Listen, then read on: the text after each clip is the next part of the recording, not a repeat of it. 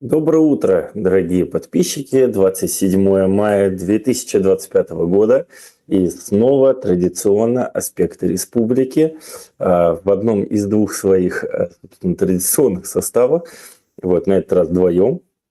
И хотелось бы начать с приятной новости, которая на фоне всего неприятно происходящего, она радует.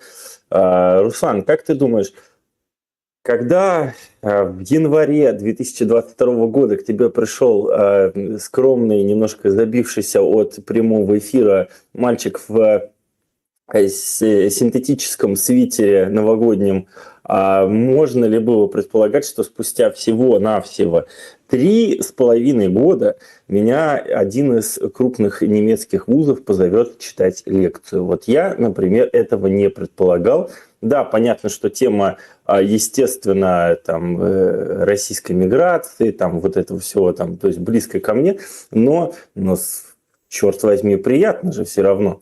Вот. Собственно, мы вас приветствуем и желаем приятного прослушивания нашего эфира. Да, здравствуйте, друзья. Ну, если говорить шире о том, что мы там предполагали в январе 2022 года, и то, что произошло, это совершенно две большие разницы, как говорят в Одессе. Вот. И не только в этом смысле. Кстати, мы разве не в декабре начали 21-го эфиры свои проводить? Либо декабрь, либо январь. Вот что один из этих двух месяцев, точно, да. Потому что у меня в галерее фотографии вылазит, где мы сфотографировались на фоне баннера «Эхо Москвы» в Уфе. По-моему, это декабрьская фотография. Хотя, в общем, по срокам небольшая разница.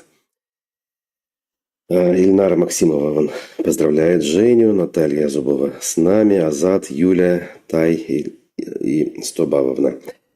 Ну что ж, друзья, давайте, как говорится, погружаться. Что у нас? У нас новости федеральные по итогам понедельника по версии «Эхо новостей». Владимир Путин призвал душить зарубежные сервисы, которые не до конца ушли из России. С серией жестких заявлений российский руководитель выступил на встрече с представителями российских деловых кругов. Также он назвал иностранные маркетплейсы в России дырой, на которую нужно обратить внимание, поскольку через них можно завозить что угодно. Россия в качестве площадки для прямых переговоров с Украиной рассматривает Турцию, Арабские Эмираты, Саудовскую Аравию, Катар и Оман, сообщает Reuters. Напротив, Ватикан в Москве не считают серьезной площадкой для переговоров, поскольку Италия, где расположен город-государство, входит в НАТО и Евросоюз. Сроки новых переговоров по-прежнему не называются. Суд в Петербурге приговорил сотрудника Почты России из Вологды 12 годам колонии за донаты ФБК и расклейку листовок Легиона Свобода России. Гособвинение ранее запросило ему 15 лет заключения. Медиазона пишет, что обвиняемый Скворцов признал вину. В СИЗО он находится с августа 2024 года.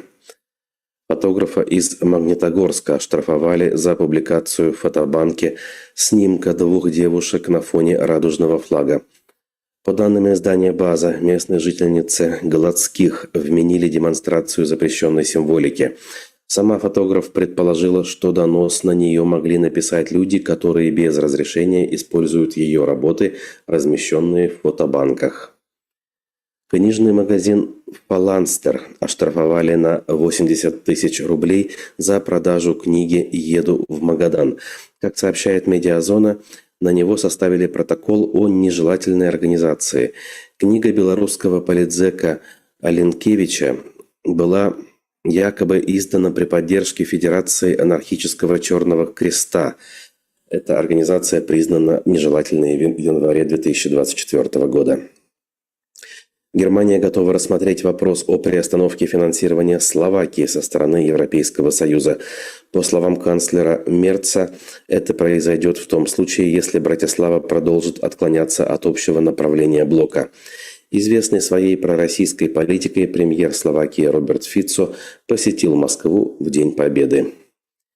Хамас согласился на предложение США прекратить огонь в секторе Газа, утверждают источники Reuters и AFP. Условиями 70-дневного перемирия названы освобождение 10 израильских заложников, а также палестинских заключенных. При этом позднее издание Axios сообщило, что спецпосланник президента США Уитков опроверг согласие Хамас на прекращение огня. Ну что ж, ждем ухода из российского рынка, видимо, китайских Алиэкспресса, например. Я, если честно, не знаю никаких зарубежных маркетплейсов, кроме Алиэкспресс китайского, которые работают на российском рынке. Потому что Озон и Wildberries – это исключительно российские компании. Какие еще есть маркетплейсы? При нас раньше был Казан-Экспресс, но он, по-моему, поглощен теперь чем-то там, типа Яндекс.Маркета. Сбермаркет есть еще, да, из крупных. Ну, в общем, все. Единственный конкурент российских компаний – это Алиэкспресс. Видимо, начали бояться того, что там можно заказать прослушивающее устройство, специальное оборудование, при обнаруживании которого людям дают по 15 лет колонии. Ну, я не знаю, может быть, какая-нибудь Алина что-то заказывала, и Алиэкспресс, как всегда, не то прислал, и, собственно, эта обида, она вылилась в эти заявления. Одно могу сказать точно, что, конечно, российская делегация в Ватикан не поедет, потому что в таком святом городе, я уверен, что кожа начнет слезать, и мы увидим наконец-то эти когти, эти огромные уши горгулей Мединского и других божьих, ну не божьих совсем, кажется, тварей среди нашей делегации. Поэтому, конечно, нужно подальше держаться от такого города. Тем более, что да, входит в НАТО и ЕС. Уверен, что в Ватикане, конечно, большая группировка войск НАТО находится. И сложно будет нашей делегации иначе в переговорах. Да, а если эти переговоры задаются вопросом, опять же, некоторые уважаемые люди, я согласен с ними, в этом смысле у нас с вами-то, помните, если особых иллюзий не было с самого начала. Ну, а если завершить мысль по поводу встречи Путина с предпринимателями, вспоминается нетленная булгаковская из уст Шарикова. Душили кошек. Помните, да? И вот то самое как раз-таки Шариковская у нас теперь стоит во главе угла всей государственной политики. Буквально можно вот всего Шарикова на цитаты растащить, и под каждую его цитату будет часть государственной политики нашего государства. Не знаю, видят ли они это сами, ощущают ли они это сами. И если ощущают, то понимают ли, что это, мягко говоря, не то, или они считают, что это все-таки вот именно то, что доктор для нас прописал, остается лишь догадываться. Вот. А уже вопросы посыпались в чате и поздравления в адрес Жени по этому поводу. А что за университет, кстати? Ой, мы сейчас договариваемся, по-моему, это в Саксонии какой-то университет, если честно, я даже сейчас название не назвал. Ну да, нам это название вряд ли что-то скажет, действительно. Абсолютно точно никакого. Это потом уже можно будет читать, кто там выступал лет 500 назад. То есть это же в этом еще прикол, что это же в любом случае вуз, который существует уже хрен пойми сколько лет, и кто там только не учился, кто там только в разное время лекции не читал. Я не знаю, ты приходишь в Дрезденскую оперу, а это опера, Вагнера, да, я не знаю. И вот так вот везде история. И с этой точки зрения это все очень интересно, конечно. Ой, если эту историю копать, на самом деле наши предшественники 120 лет назад, русская эмиграция разных волн, так или иначе здесь жила и занималась также медиапроектами, газеты печатала, встречи проводила в том же Дрездене, в других местах. А если посмотреть годы ГДРовские, то вообще много чего любопытного тоже. В общем, наверное, стоит действительно больше узнавать про эти вещи, потому что вот живем, а зачастую вообще ничего не знаем. Тут вот про Мерца спрашивал Азат. Как вам Мерц? Ну вот опять же, как нам Мерц? Мы знаем какие-то обрывочные сведения, которые попадают в мировые СМИ. Больше нам о нем ничего не известно. Соответственно, ну вот есть такой Мерц, который пытается немножечко более консервативную политику проводить. Ну, в общем-то, то, что я обещал. На границах между Германией и Польшей, я знаю, очередей стало больше, потому что досмотры проводятся. Хотя вроде как среди граждан Евросоюза, да и вообще по территории Евросоюза их быть не должно по Шенгенскому соглашению. Видел репортаж Deutsche Welle, как один поляк, значит, подал в суд на ФРГ, на Германию за то, что та нарушает как раз-таки Шенгенское соглашение. Досмотры не поголовные, но довольно массовые. И это проверка документов, в общем, формальные такие процедуры. Но, опять же, сами понимаете, в таких приграничных городках люди привыкли утром в одну сторону, вечером в другую, а то и по нескольку раз в день, там, я не знаю, в магазин за продуктами, на заправку люди, например, немцы ездят в Польшу за бензином, который на 30% или на 40% дешевле. Те ездят в Германию на работу, наоборот. Вот. В общем, это привычка, сложившаяся уже за 20 лет, а даже больше уже 20, да. В итоге эти привычки приходится немножечко пересматривать. Вот. Но у нас своих новостей много. Да. Будучи ужасным русофобским СМИ, а я вчера полностью 20 минут смотрел выступление какого-то пропагандиста, который в том числе я тебе говорил, которого ты в телеграм-канал запостил, по-моему, вчера как раз, про Крктау. Можно только добавить, что, конечно, Мерц после того, как разрешил Украине использовать дальнобойное оружие, вызывает определенные симпатии. Да, но у нас свои есть, как говорится, бараны, и многих из них преследуют по уголовной статье. В данном случае я не оговорился, потому что речь, например, идет про так называемого очень близкого друга Радия Хабирова, певца Вильдана Яруллина. Именно так называют Яруллина Пруф, в частности. Это директор Государственного концертного зала Башкортостан, а также музыкант. Наверное, в этой части он больше известен жителям республики, как один из солистов, значит, коллектива, как он там называется, боже мой, из головы совсем вылетело. В общем, одной из групп башкирских, таких вот провластных причем, потому что, например, он, в частности, с коллективом выступал с борта КамАЗа во время событий на Куштау в 2020 году и распевал песни со словами «Хабиров молодец». Вот. Что тут скажешь? Его обвиняют в превышении полномочий. Он ведь тоже политик, лидер и борец в каком-то смысле. Так, а почему у нас звук начался? Секунду, я прошу прощения. Это у меня лишний звук пошел почему-то на сайте. Значит, что тут надо сказать? Его обвиняют в превышении полномочий, в частности, в присваивании премий, значит, сотрудников ГКЗ. Вот. Мы о нем знаем что? Что у него есть, по крайней мере, формально записанные на него активы, связанные с добычей полезных ископаемых в Учелинском районе. Об этом те же пруфы писали, и мы об этом говорили. Ну, а у меня есть кое-какие личные впечатления, которыми я поделился коротко вчера в своем телеграм-канале, где крайне редко что-то пишу. Кстати, если вдруг не подписаны, посмотрите, можете подписаться. Там я поделился ссылкой на эфир с участием Вильдана Яруллина, который прошел у нас в студии «Эхо» Москвы в Уфе в декабре 2019 года.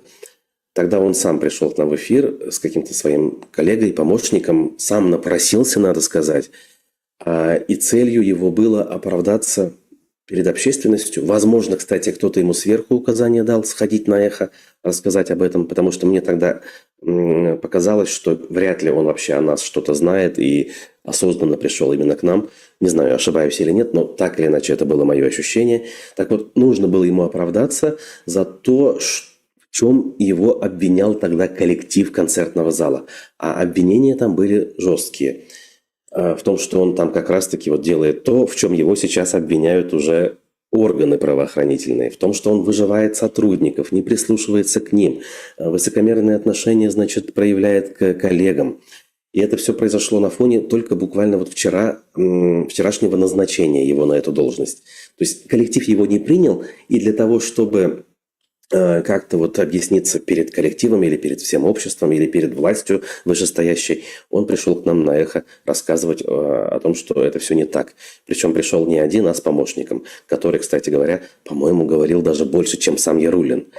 В целом впечатление тогда у меня осталось не самое приятное. Мне показалось, что человек не вполне искренен и, в общем-то, отрабатывает какой-то даже не заказ, ну а приказ, наверное, вышестоящего начальства. Может, он просто очень застенчивый и оказался не на своем месте. Бывает, знаете ли, такое, когда человек, ну, действительно артист, умеет петь и больше ничего не умеет в жизни, а его делают начальником. Ну, раб, который стал царем, уж извините за такое, может быть, не совсем логичное сравнение. И тогда он не может ничего делать, не может нормально с людьми общаться, не может управлять и в конце концов выглядит крайне неудачно со стороны. Может быть, в данном случае такая история имела место быть, не знаю. Но оппозиция, скажем так, активисты в республике злорадствуют, говорят, смотрите, очередной друг Хабирова под следствием. Это значит, что сам Хабиров тоже коррупционер и скоро придут за ним. Но тут я поспешу разочаровать. Это может быть, конечно же, сигнал, в том числе Хабирову, но не о том, что за ним придут, а о том, что смотри, значит, у нас есть вся информация, все факты, все нужные папочки, в случае чего мы можем пустить их в ход. Поэтому ты, дорогой мой губернатор, наместник, делай все, что мы тебе скажем. Мы это кто? Это Кремль, разумеется. Таким образом, губернаторы становятся максимально ручными. И неважно, кто сидит на этой позиции, Хабиров или кто-то еще другой. В общем, это не имеет для Кремля никакого значения. Главное, чтобы он проводил нужную Москве политику. Не более того.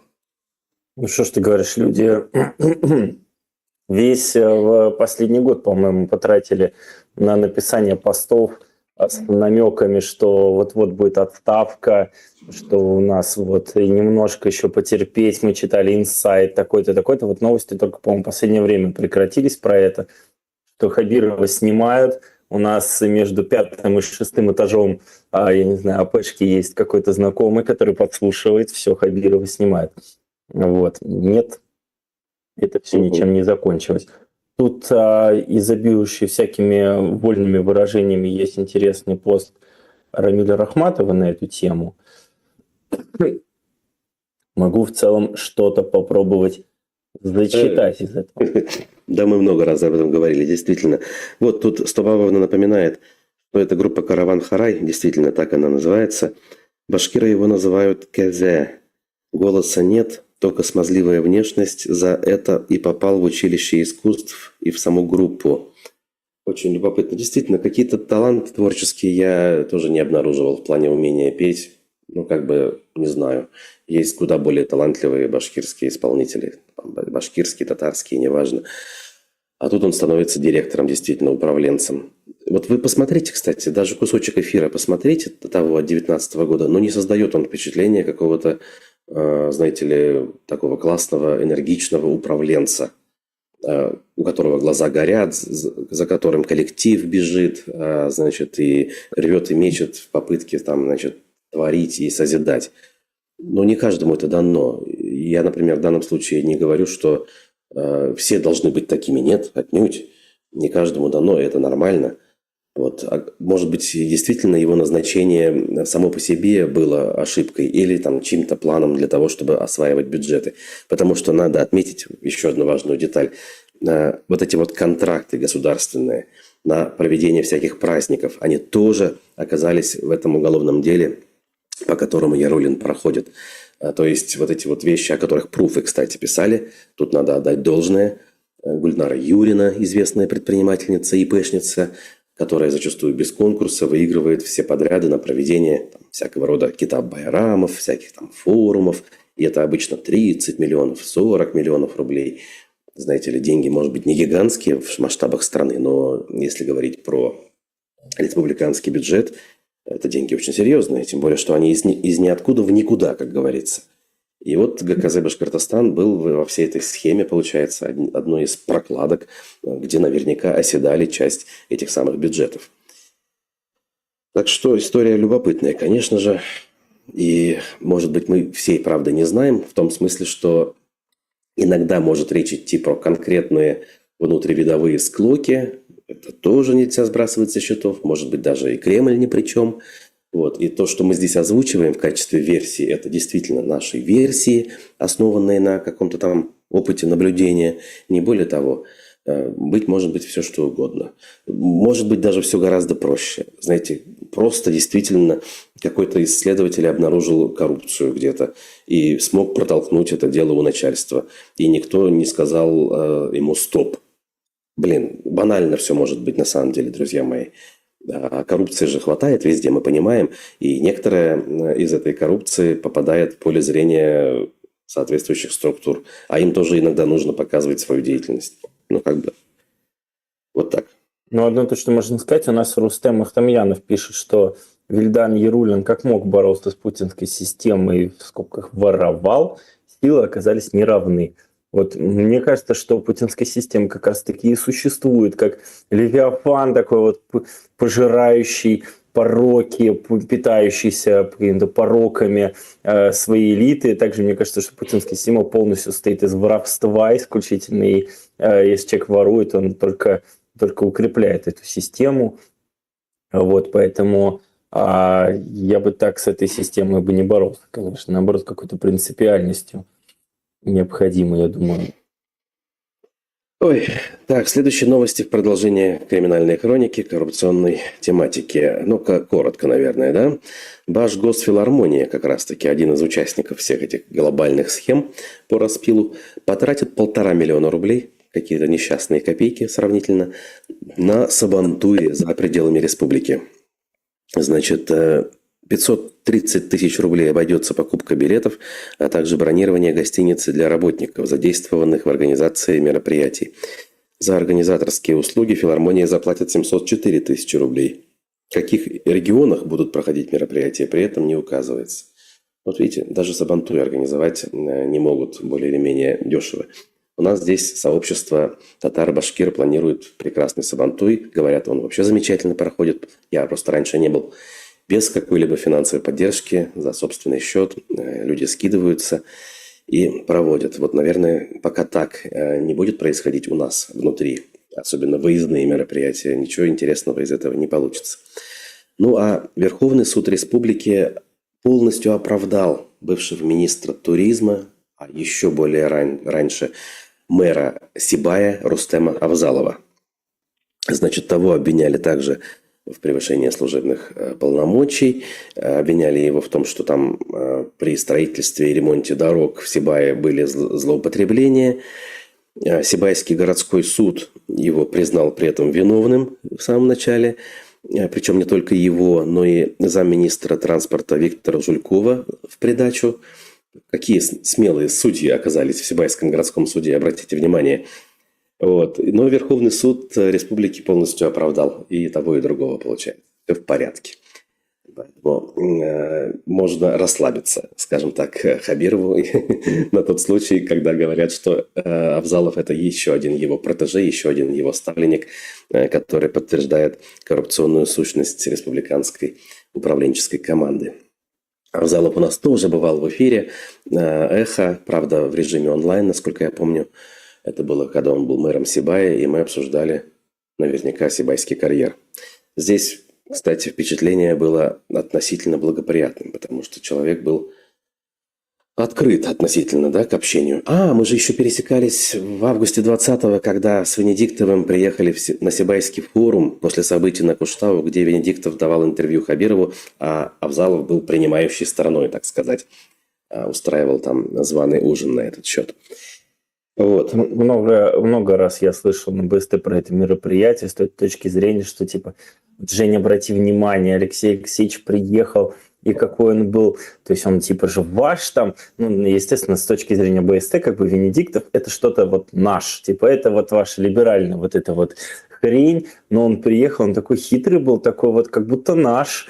Я такой, в целом, как бы он и не наш, как бы, вы почитайте Твиттер, да, типа, там, конечно... Твиттер это не то, он и ваш, и наш, он в этом смысле умел быть и вашим, и нашим. Да.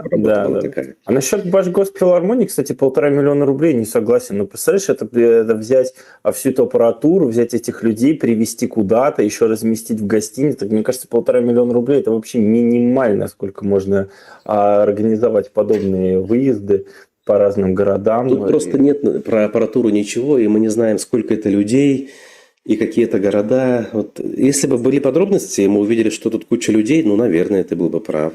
Ну, То есть просто я недавно читал, сколько стоит привезти условно какую-нибудь группу «Ночные снайперы» в любой город России, и там ребята не берут каких-то заоблачных себе гонораров, вот, но ты смотришь там прям отчет, что вот столько-то самолет, столько-то гостиница, столько там аппаратуры заняться, организацией заплатить людям, там, техническим работникам, ты видишь, что это давно уже деньги абсолютно реальные, нормальные, вот.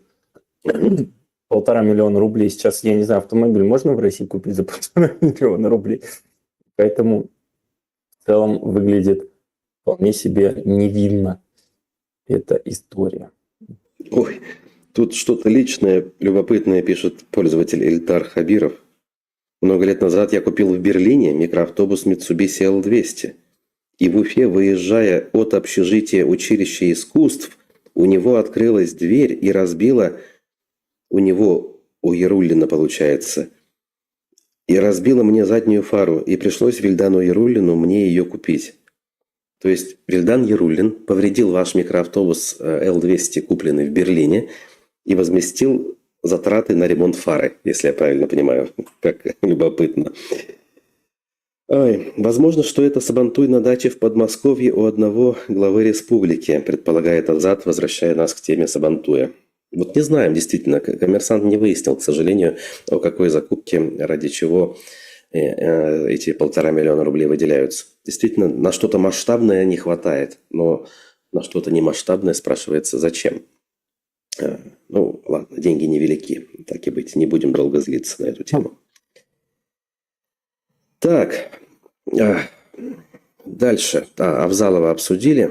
Кстати, он сейчас чем занимается? Неизвестно, да? То есть ушел куда-то в тень после того, как покинул Минтуризма нашу многострадальную структуру, которую только при Хабировой возглавляли и делили, и объединяли раз 5-6, наверное, уже, да? То есть 6 лет Хабиров у власти, и вот все это время Минтуризма у нас меняет руководство. Некоторые из руководителей этой структуры у нас в эфирах бывали, как минимум половина из тех, кто был. И рассказывали очень много любопытного, интересного. Помните, такая из Екатеринбурга Эльмира Туканова приезжала? Высокая, симпатичная девушка. Вот она была последней гостьей. Я помню, у нее были прям такие наполеоновские планы, но ненадолго ее хватило. Наверное, она быстро поняла, что никакие наполеоновские планы в Башкортостане реализовать не получается. Потому что кругом кумовство и отсутствие возможности принимать действительно важные управленческие решения. Ну, а теперь о реальных... Эльмиру Туканову я тоже помню. Помнишь, да? Застал? Собственно, у нас новость про Уфимку, которая работает 200 часов за перевод в аж 12 тысяч рублей украинской церкви. Собственно, в чем дело? В том, что она перевела, получается, 12 тысяч рублей непосредственно украинской христианской церкви «Новое поколение», которая, как оказалось, признана в нашей родной РФ нежелательной организацией, вот, за что получила вполне себе для нынешних времен, опять же, такие невинные 200 часов работ. Ну и, собственно... Ну да, кто это такая, правда, мы не знаем. Опять же, история умалчивает. Но оказывается, у нас есть граждане, которые, ну, видимо, по доброте... человек верующий, то есть она, может, вообще не разобралась. Да, Тут да, надо да. всегда понимать еще, сколько лет человеку. Вот. И что такое церковь, новое поколение. Есть ощущение, что это как бы, ну, понятно, что это не УПЦ, да, вот, то есть это какая-то вещь отдельное, какое-то ответвление.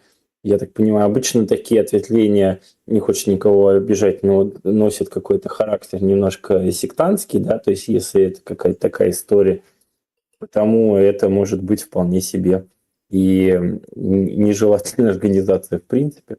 Вот, но 200 часов обязательных работы – это немного для сегодняшнего времени. Да, конечно, это вообще ерунда. Это считай, что оправдали. Безусловно, безусловно. Так, ну что ж, теперь вот к обещанной пропаганде. Небезызвестный теперь уже Тимур Валитов, который ведет проект, как он его называет, Валитов ТВ, создавший в недавнем прошлом фильм, с позволения сказать, «Анатомия башкирского национализма». Мы стали героем того фильма, я напомню. Я лично, по крайней мере, с некоторыми интервью, которые вышли у нас на аспектах после баймакского дела. Так вот, мы стали, опять же, ваш покорный слуга, героем очередного его творения, посвященного Абдириловскому району и начавшемуся противостоянию вокруг хребта Карыктытау. Знаете, я об этом тоже небольшой пост написал, как раз ссылочку у себя в канале повесил и отметил, что надо отдать должное. В части цитирования моих высказываний они оказались буквально точными, не соврали. Но опять-таки тот случай, когда пропаганда не врет. А пропаганда, вы знаете, часто не врет. Она просто преподносит ту часть правды, которая ей выгодна. И вот они в данном случае это сделали. Но есть еще одна фраза, за которую я хочу зацепиться и все-таки ее опровергнуть. Они утверждают в очередной раз, без каких-либо доказательств, что медиапроект «Аспекты Башкортостан» участвовал буквально в подготовке массовых беспорядков в Баймаке в 2024 году. Подогревал публику, значит, и все это дело таким образом стимулировал. Опровергаю, отрицаю просто по одной простой причине. Баймакские события лично для меня были огромным сюрпризом. Когда я 15 числа увидел народ, я просто был в шоке. Откуда эти люди? Что они там делают? Почему они там собрались? Буквально вот так вот я сидел и удивлялся. Ну, а то, что 17-го они пришли, это уже, извините, это те самые люди. Они сами там между собой решили, что они придут 17-го. Я 15 числа, в принципе, с Рушаной Ибраевой, помню, в Фейсбуке обсуждал, что это какая-то фигня. И в целом занимался критикой вот первых вот этих вот протестов. Мне это все как-то не очень нравилось, какой-то национальный подтекст я в этом видел. Ну, потому что вот так вот сиюминутно оно происходит, и ты сразу даешь реакцию. И вот мы с ней что-то такое обсуждали. А потом 17-го вечером мне, собственно, звонит, пишет Руслан о том, что Женя, ты вот шорты свои, рилсы делаешь там типа 2 раза в месяц, условно, 5. Но сейчас у нас тут вот надо, короче, делать, походу, что-то там начинается. То есть, и я такой, да, что? И начинаю открывать, гуглить, записывать, и раз ты просыпаешься, у тебя там, не знаю, 500 000. И я на курсах сижу немецкого, и мне вообще наплевать на все, потому что я вижу какой-то дикий ажиотаж вокруг этого всего. Поэтому, конечно, какая подготовка и, собственно, о чем мы такого сделали? Ну, где этот... Даже если бы Руслан знал об этом за год, и они бы с каким-нибудь экстремистом из Вильнюса готовили бы эту всю историю, но, слушайте, ну и что? А где этот репортаж какой-нибудь подготавливающий, подпитывающий всю эту историю? Я этого всего как-то не припомню, пускай расскажет. Вашему вниманию, друзья, фрагмент этого ролика, о котором мы сейчас ведем речь. Давайте посмотрим и послушаем. Третий же персонаж, тоже известный журналист, проживающий в Германии, Руслан Валиев, напротив, не стал скрывать истинных мотивов и вполне прямо и цинично заявил, что не хочет, чтобы Россия укрепляла свою мощь за счет новых месторождений. И посетовал, что новое производство может полностью сделать из озлобленных на режим зауральцев вполне лояльных граждан. На сегодняшний день любые инициативы, которые позволяют создавать дополнительный доход для режима в Кремле, на мой взгляд, вредны. Потому что тем самым укрепляют режим в Кремле и продлевают его жизнь. Как бы это цинично и ужасно не звучало, на мой взгляд, очень выстраданный взгляд. На сегодняшний день создание новых 30 000, как они говорят, рабочих мест только в округе приведет к тому, что из обозленных и обиженных на режим жителей Зауралья они сделают лояльных к режиму людей. Откровенно, да? И очень цинично.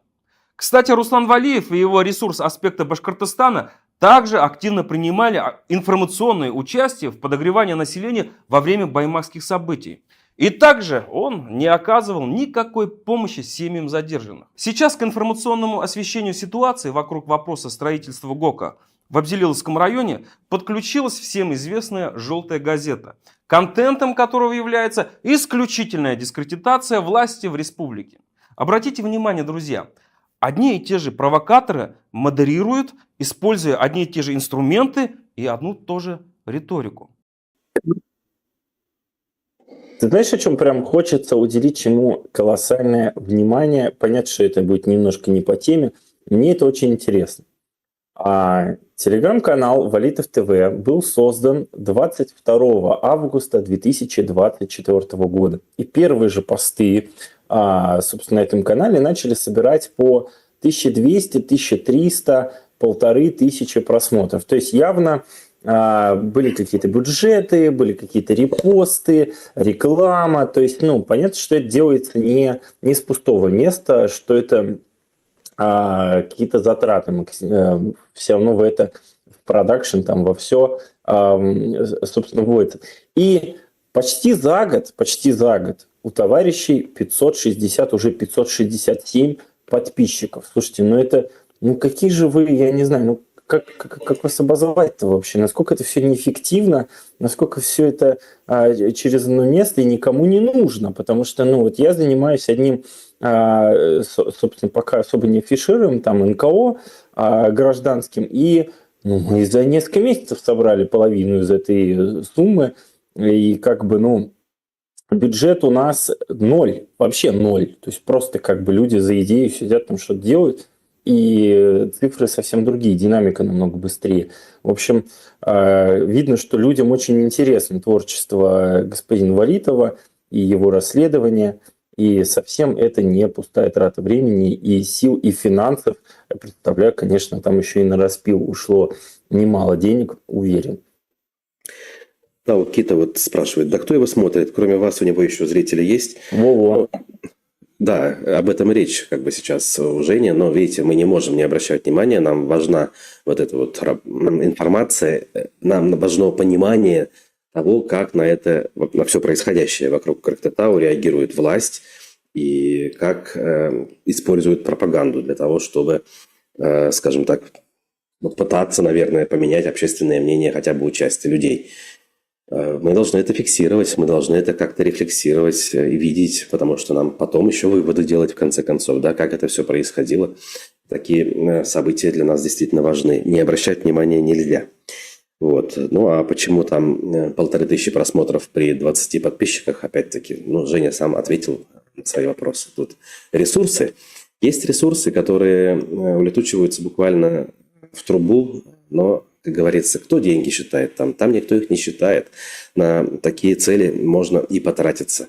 Мы просто порой не представляем себе, какие огромные ресурсы и деньги тратятся на государственном уровне, на федеральном уровне, какие там немыслимые заработные платы у конкретных пропагандистов, какие огромные бюджеты у всех этих каналов, проектов, YouTube, не YouTube теперь уже, а всяких там аккаунтов пропагандистских. Это просто, я не знаю, там дневной бюджет любого из этих проектов позволит существовать аспектом в течение года, условно говоря. Да, слушай, если взять твой телеграм-канал и мой телеграм-канал, то совокупная аудитория будет равна Валитовскому, этому Валитов ТВ.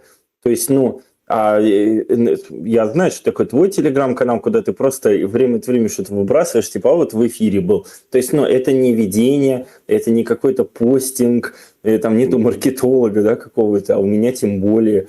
Я, в принципе, редко пишу. И, собственно, это показатель эффективности, безусловно.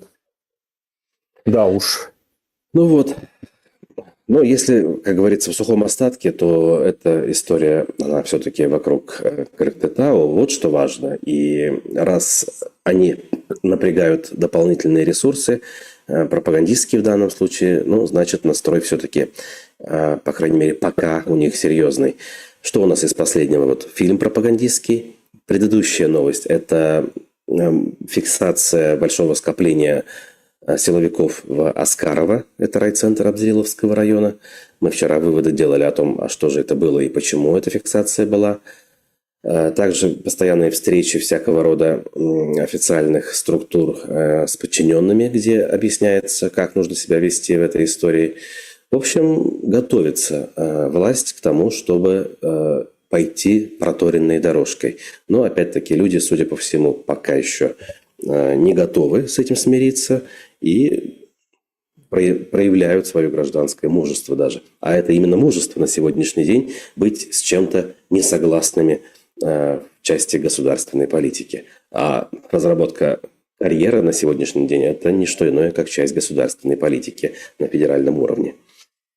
Но это зато определенный башкортостанский бренд новый. Не только рэпом мы за последнее время знамениты, но и каким-то абсолютно нелогичным для всей остальной России, я уверен, и для тех, кто там особенно в миграции живет и не обращает внимания на Башкортостан, в частности, естественно.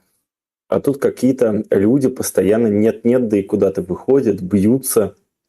Как будто бы у нас на дворе год так 17-19, когда это еще вполне было каким-то, ну, не новостью, по крайней мере. То есть, да, где-то у тебя фургал, где-то еще какие-то истории. В целом это нормально воспринималось. А сейчас так это, ну, это же... Конечно. 19-й год, из ряда вон. Москва гудела постоянно, Петербург, да и другие, как ты говоришь, Фургал, Хабаровск, все это было. Да, теперь единственный Башкортостан остался на всей карте страны, где хоть что-то происходит, где граждане хоть как-то не боятся высказывать свое мнение. Ой. Значит, Джефф Монсон, депутат Курултая, стоит, наверное, как ремонт хорошей современной трассы. Это вот про затраты бюджетных денег на всякого рода пропагандистские затеи. Да, я понимаю, о чем вы говорите.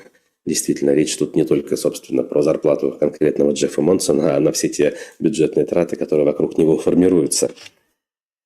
Всякие школы, вот эти вот бутафорские, или, может быть, не очень, кто-то поспорит. Я не видел результата, но речь о том, что он их открывает там, сям, ведет что-то. Может быть, даже кто-то занимается, не знаю. Не, ну да, я как-то в БСТ ездил, что-то видел такое, да, там какие-то детки занимались, и вроде как это даже, по-моему, бесплатно было, вот, и он лично тренировку вел, ну, по качеству, конечно, по мне, по-моему, видно, что качество тренировок я оценить в целом не способен Джеффа Монсона. Вот. А его пиар, мне кажется, что просто это настолько сдувающаяся история. Ну, то есть, если ты зовешь какую-то звезду ММА, и она уже там, я не знаю, лет 10 не выступает, то в целом какой-то вот, ну, то есть, позови они хирурга, вот как-то это было бы, наверное, до сих пор более хайповая история, чем такой боец. Тут вот молния на каналах. Дональд Трамп может ввести новые санкции против России уже на этой неделе, сообщает Wall Street Journal со ссылкой на информированные источники. По словам одного из собеседников издания, ограничения, вероятно, не будут включать новые банковские санкции. Обсуждаются другие возможные меры. Также источник сообщил, что Трамп устал от мирных переговоров и рассматривает возможность отказа от них. Вспоминается, опять же, классика «Караул устал». Помните, да, как закончилась попытка построения демократии в России, как разогнали учредительное собрание большевики со словами «Караул устал». И вот так вот заканчивается надежда, зачастую может быть беспочвенная, как в данном случае, но заканчивается уже буквально на глазах. Ну, у Путина совсем плохо с искусством компромиссов и с какой-то хитростью в этом плане. То есть, ну, как Трамп говорил про отсутствие карты Зеленского, так все эти карты, вся эта колода была в руках Путина, и можно было эту историю как-то довольно-таки даже симпатично закончить. Но вместо этого мы продолжаем как бы вот давить. Но мне кажется, давить на Трампа – это стратегия такая себе, конечно, поэтому может закончиться самыми разными последствиями.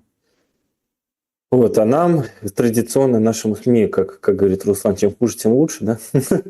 Поэтому мы выжидаем. В этом смысле, конечно, в этом смысле нет. В военном смысле, конечно, хотелось бы все-таки ее, если не прекращение, то хотя бы... Ну, пока речь о санкциях идет, все-таки не о ракетах в Кремль. Нет, я про войну в Украине, прежде всего. Санкции санкциями, как говорится. Кремлю от этого ни жарко, ни холодно. Ой. Ну, а у нас в республике тут новости еще остаются может быть, не столь важный, но тоже любопытный. Давайте вот обратимся к сюжету городского телеканала ЮТВ, который несколькими днями ранее показал репортаж о том, как на кинофестивале в Крыму показали башкирский короткометражный фильм «Нигис». А после мы узнали, вчера узнали, что этот фильм там даже что-то там выиграл. Женя, уточни, пожалуйста, что он именно выиграл? Какой-то приз? Собственно, конечно, тут что хочется сказать, во-первых. Я не очень понимаю статус этого Жень, я фестиваля. вопрос задал. Понимаешь, Про это позже. Ты знаешь, он что там выиграл? Вот это вопрос. лучшая игровая короткометражная картина в кинофестивале Ага. «Мост». Вот. Вот. А саму эту короткометражку, по-моему, там показывали где-то на «Культуре» еще год назад. То есть как-то она, видимо, где-то прогремела даже. В общем, давай сейчас Локально. сюжет канала посмотрим, а потом уже, как Мгм. говорится, прокомментируем все, что мы знаем об этом. Мгм.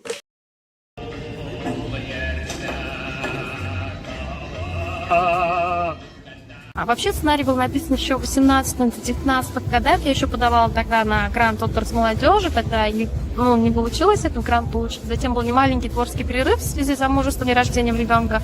Я повторно подала этот фильм на грант «Отдых молодежи». То есть мир изменился за это время. Я сама поменялась как человек. То есть я стала мамой, там, мое мировоззрение, ценности поменялись. То есть вот этот скелет с 18 года, который был, остался, а много что было уже переписано.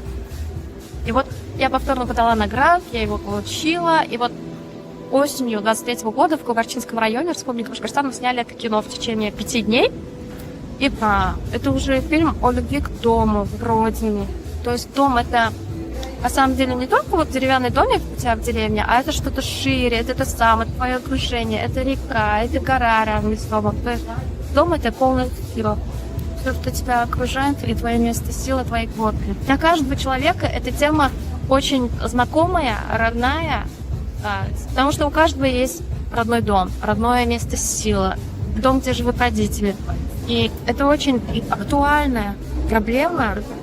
И не только у нас в Башкортостане, а по всей России очень много деревень, в которые покидают молодежь, остаются одни старики. Ну, собственно, как картина рассказывает о пожилом мужчине, проживающем в деревне, который не желает покидать свой дом, несмотря на уговоры сына переехать в город для лучшего ухода. Картина затрагивает темы любви к родному дому, малой родины и, собственно, преемственности поколений. Сколько мы не снимали картин, каких-то делали пиар, собственно, на фоне хосписов, о том, что лежать в родном, собственно, в родной деревне – это не выход для старых людей, что им нужен уход, потому что я помню на тот момент биться сквозь эту непроходимую стену того, что родственники должны быть рядом, что надо быть в родной деревне, и вот ты пытаешься объяснять. Ну вот картина у нас, собственно, она про это, то, что она собственно, на башкирском языке, это, собственно, и побудило какие-то возбудило новостные некоторые каналы об этом писать. Вот. Но так или иначе, кинофестиваль «Мост» — это ни много ни мало вот какая-то молодежная фестивальная премия от Тавриды.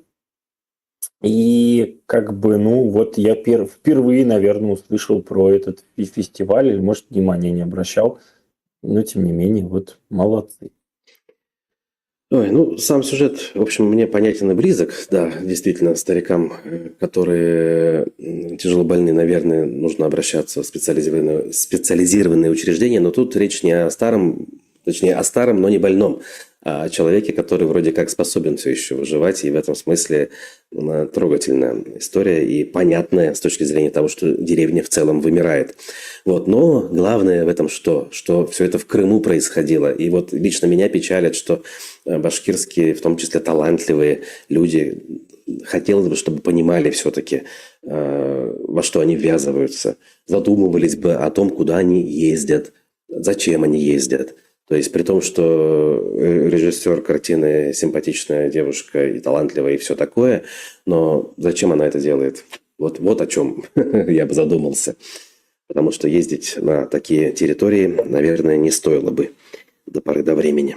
Но все-таки Крым уже эта история как будто бы, ну, даже в народном сознании настолько пройдена, уже 11 лет прошло, и не воспринимается так, как поездка куда-нибудь в Мариуполь. Это уже, то есть, ну, категорически разные в А этом надо бы, плане чтобы вещи. воспринималось. Знаешь, до 22 года даже у меня было туда-сюда 50-50, но теперь-то это чувство обострилось, соответственно, с обостренным чувством и к нему должно быть соответствующее, к Крыму отношение, я имею в виду. Вот, так что никаких оправданий, никаких. Ой, ну а Уфу у нас уничтожать продолжат, на сей раз большим жилым кварталом в 200 тысяч квадратных метров жилья у проспекта Салавата Юлаева. Значит, в районе бульвара Хадии Давлетшиной, улиц Заводской, Бессонова, Оборонной, и такая есть, переулка Оборонный, улицы Мурманской и проспекта Салавата Юлаева. Документ об этом опубликован на сайте мэрии. Там приличный частный сектор, он действительно есть, все это планируют сносить и застраивать огромными жилыми домами. Ну, тот случай, когда, наверное, хоть отчасти это выглядит логичным, действительно, частный сектор, не представляющий исторического значения в таком лакомом месте, наверное, со временем нужно все-таки грамотно перестраивать. Но было бы прекрасно, если бы там все-таки не 35-этажки появлялись, а нормальное среднеэтажное комфортное жилье, которое не будет перегружать город людьми и автомобилями. Но, опять же, глупости, да, надеяться на такое. Надеяться на это бесполезно. Так, Ильдар Хабиров пишет, интересно. Много раз я ездил из Венгрии и Словакии за рулем машины. Ужгород, Чоп, Мукачево, горы Карпаты, цветущий край, прекрасный город Киев. И происходящая сегодня трагедия. Ну вот видите, вы видели эти места, и вы правильно интерпретируете происходящее в качестве трагедии. Огромное количество людей, которые не просто видели эти места, а даже родились там и выросли, то они этой трагедии себе не представляют. И это, конечно, отдельная сама по себе трагедия. Просто понимать, как это у людей в головах укладывается. Я не знаю, возьмите условно, да, там, одесситку Ларису Долину, например. Ну и дальше по списку можно продолжать. Ай, ну а тем временем, кто эти дома будет покупать? Дело в том, что объем выданной ипотеки в республике за месяц сократился более чем на 41%. Это официальные цифры, приведенные в «Коммерсанте». В прошлом месяце в республике оформлено всего лишь 2470 ипотечных кредитов. А в апреле прошлого года их было 4240, то есть в 2 раза больше. Наибольшее число ипотечных кредитов в регионах России в апреле было выдано в Москве, но это тоже всего лишь 5630, то есть немногим больше, чем в Башкортостане. Рынок рухнул, не только ипотечный, но и автомобильный, как мне рассказывал приятель на днях в разговоре, тот самый человек, который занимается куплей-продажей подержанных автомобилей в Башкортостане. Люди перестали совершать сделки просто потому, что нет возможности оформить кредит. За наличные купить может не каждый. И это даже, кстати, приводит к положительному эффекту. Цены на вторичном рынке снижаются. Поэтому если вдруг у кого-то планы обновить или там, купить автомобиль за наличные, то появляется возможность воспользоваться временным снижением цены. Вот. А тем временем Кремль, конечно же, считает, что все прекрасно. Ну, это, конечно, трагедия для молодежи, которая вот только отучилась, особенно если взять такое вот поколение зумеров, которым в целом напрягаться не сильно хочется для того, чтобы какие-то блага иметь к ним доступ. Понятно, что все удешевляется, все глобализируется. Ну вот, хрен вам, дорогие товарищи, не получится так просто жить, к большому сожалению. Так, 18-летний местный житель за рулем Лады Гранта не справился с управлением и погиб в Кургазинском районе с утра. Вот пишут тут ваш ДТП. Ну ладно, это вне плана, а по плану Да. у нас... Если по новостям, то у нас телетамаки ни много ни мало День города заменили собственно, на отправку гумконвоя для участников СТО, однако, как меня потом поправил один мой бывший коллега уважаемый, о том, что мне написал, мол, Женечка, а что это за гумконвой такой, что в его в том числе составе возят беспилотники, и у меня на это ответа нет. Я, конечно, точно не могу судить, есть они там или нет, но обычно человек это сознанием дела говорит, поэтому вполне возможно, что не совсем это гумконвой, но так или иначе массовые мероприятия ко Дню города, которые традиционно соответствуют Дню химика, как сообщает МК-сеть, МК-сет, администрация сочла неуместным в нынешних реалиях. Вот. Ой, вот тут вижу новость, как молния скорее, не могу не отметить. Вот на самом деле, вот мы критикуем чиновников, власть заслуженно. Можно даже сейчас все вещи отбросить и просто-напросто за работу на режим критиковать. Тут все понятно, за тот режим, который ведет войну. Но если все-таки это отбросить и посмотреть на конкретные шаги и действия, то понимаешь, что ситуация такова, что работать в принципе, хорошо работать невозможно. Вот бывшего замминистра здравоохранения Башкортостана Ирину Кононову отправят под суд за то, что она не обеспечила бесплатными лекарствами неизлечимо больного ребенка и 2 инвалидов, несмотря на заключение врачебных комиссий и решения судов. Ну, вообще, обеспечение лекарствами конкретных больных – это не дело замминистра здравоохранения. Все-таки, да? Замминистра здравоохранения обеспечивает процессы, ведет общую работу. Я не знаю, что было конкретно в этой ситуации. Действительно ли она виновата или нет. Но я знаю, что этот человек конкретный был, ну, по крайней мере, выглядел очень профессионально. В период ковида абсолютная открытость, готовность рассказывать, помогать, отвечать на любые неудобные вопросы, готовность помочь, опять же, по первому зову. Вот это все то, что я видел конкретно в отношении вот этой вот Ирины Вячеславовны Кононовой. Она приехала в Башкирию, кстати, из Москвы и вела себя действительно по-столичному, совершенно не напоминая типичного башкортостанского чиновника.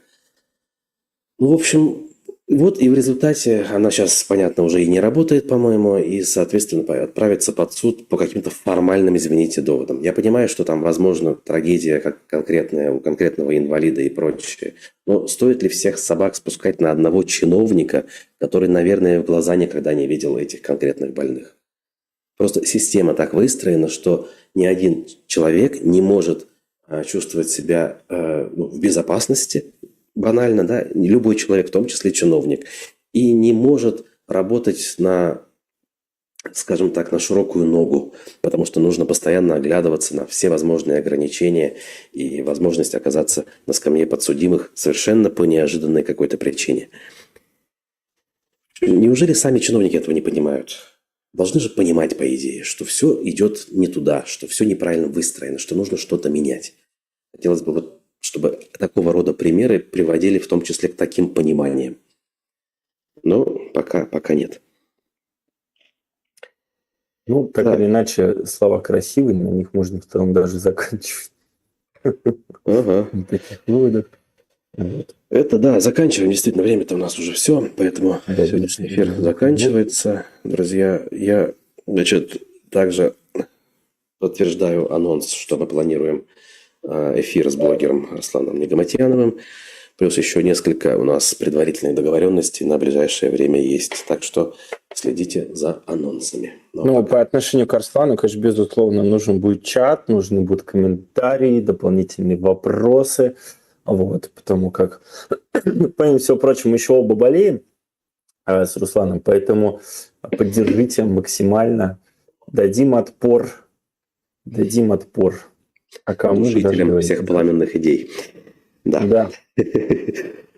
Ну что ж, все. Лайки, друзья, комментарии, донаты. Это все то, что, как говорится, всегда на месте. И даже напоминания не требует. Но напоминаем. Увидимся с вами в эфире завтра. Будьте здоровы и всем пока. Хорошего, пока-пока.